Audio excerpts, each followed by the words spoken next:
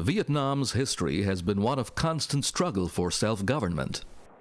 After World War II, groups opposed to French rule revolted and the country was divided into two zones: North Vietnam under a communist government and South Vietnam, headed by anti-communists.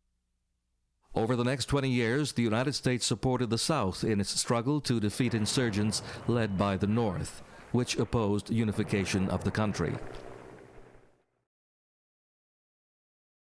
In 1962, President Kennedy approved American military involvement. The United States Air Force provided air support in the dense jungle terrain. One of its missions was to destroy the supply lines of the enemy that originated in the north. The United States utilized herbicides to eliminate enemy hiding positions, curtail crop production, and clear land for defense purposes. Millions of gallons of herbicide were dropped to destroy trees and plants that gave the enemy cover.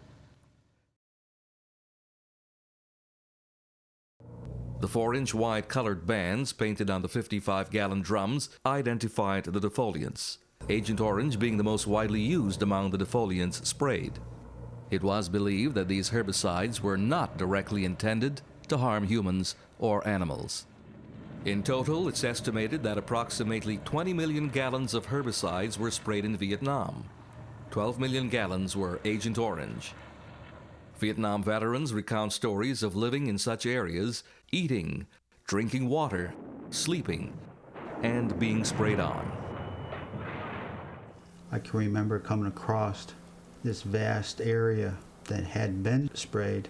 All the trees, they all looked like they had gone through a forest fire.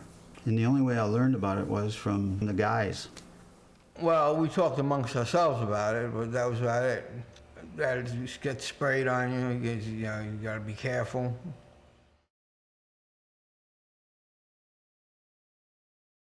Over 10 years ago, the United States Congress declared America owed a debt to its Vietnam veterans and their loved ones as a result of defoliants such as Agent Orange.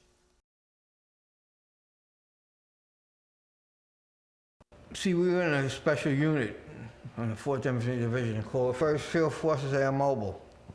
And we used to be the first to go in case anything happened. And a few occasions when we left, they were still spraying on us when we were jumping out of helicopters. They were soaking wet. They got on your skin. They got all over you. And at that time, you didn't think nothing of it. But that's how it was. I can remember one fire base we were at west of Plight, that it was sprayed with a Huey helicopter. I can remember that specifically, and I can see that.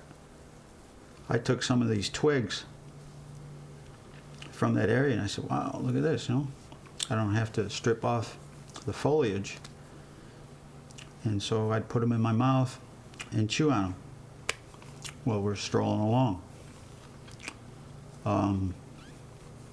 And I can't begin to tell you how many times we would fill our canteens from streams, as well as bathe in them. So I believe that's where one of those, or all of them, is where I was exposed to Agent Orange. There are over 58,000 names engraved on a granite wall in Washington, D.C. That wall recognizes the ultimate sacrifice these soldiers made for their country. The National Park Service also maintains a registry of names. Names of soldiers who lost their last battle, the battle with Agent Orange.